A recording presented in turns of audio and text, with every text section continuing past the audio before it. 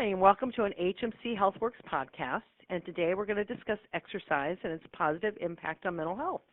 We're joined by John Putnam, Executive Director with Cushman & Wakefield, and John also served as the President of the Newington Ski Club for several years.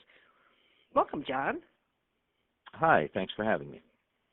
So, John, while the physical health benefits of exercise are frequently discussed, the psychological benefits are often overlooked, but research shows that exercise can be quite beneficial for mental health. Absolutely. I enjoy golfing, skiing, and hiking. Basically, recreational activity is my therapy.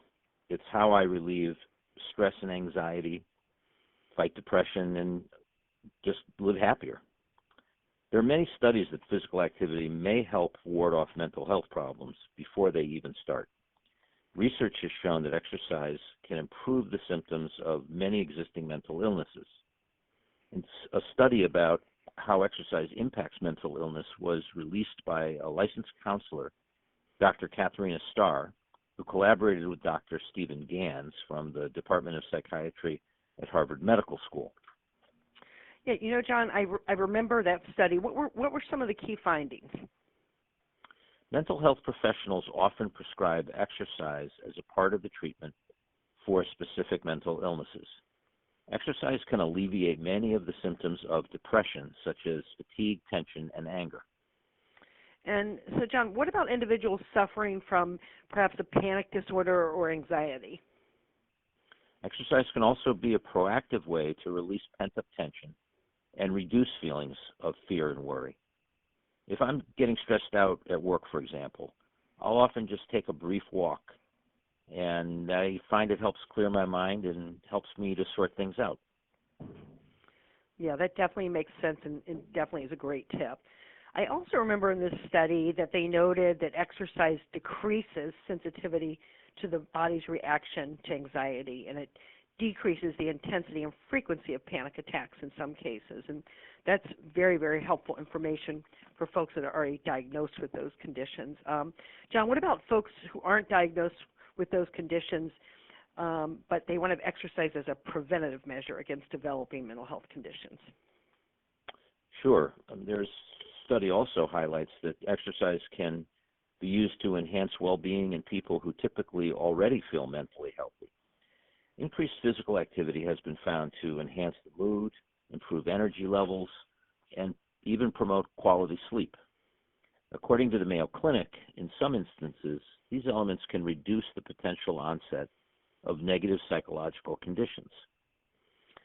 Yeah, and then, you know, also some of the reasons why physical activity can be good for psychological well-being are because exercise decreases the stress hormones like cortisol, and it will increase endorphins, which, you know, that's your body's feel-good chemicals, and it'll give your mood a natural boost.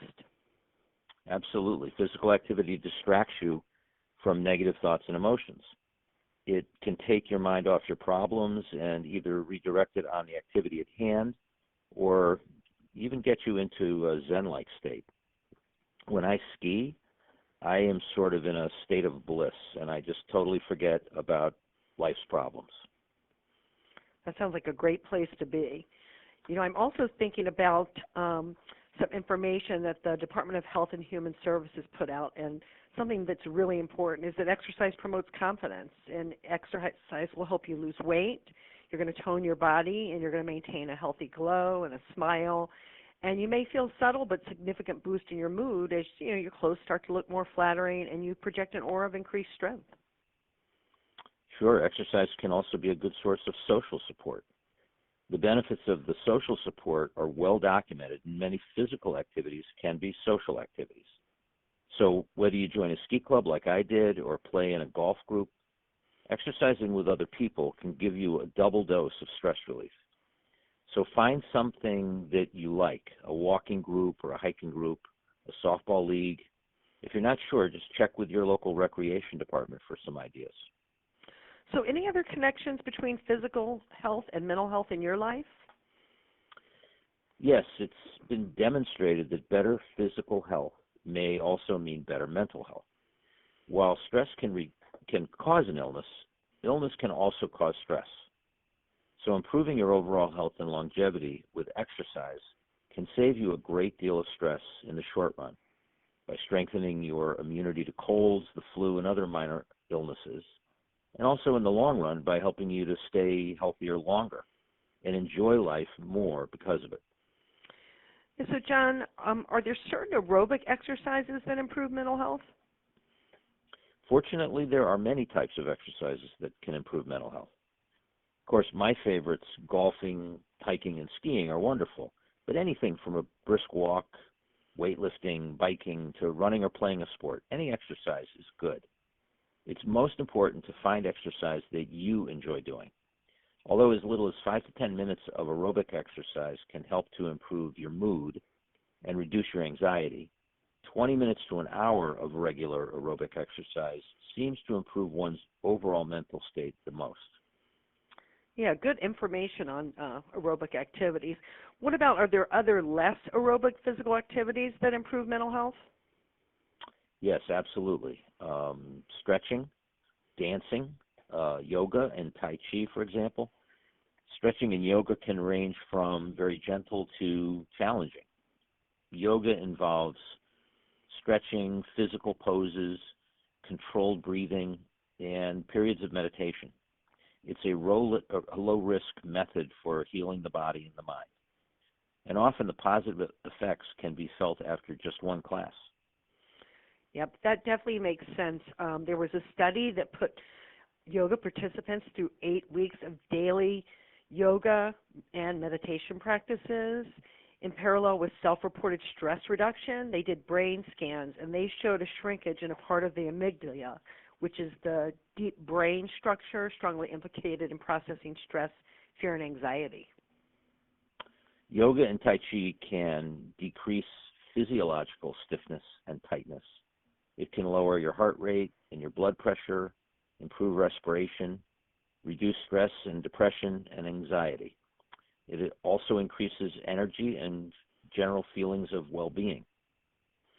Well, John, this is such interesting information, and we really enjoyed you sharing how this beneficial connection between exercise and positive mental health is revealed in your own daily life. Are there any other ideas you want to share before we conclude today? I would just say use common sense. And if you're just starting out with an exercise program, it's important to first consult with your doctor to determine the best form of exercise and intensity level for your physical condition. Also, I want to encourage folks to do some daily things that I've incorporated into my routine, such as just parking further away from a store, taking the stairs instead of the elevator, walking a little faster, simple things like that. So, John, thank you so much for taking time to discuss mental health and exercise. It was just such valuable and interesting information. You're very welcome. And we want to thank everyone for listening and remind you to stay tuned for upcoming HMC HealthWorks podcasts.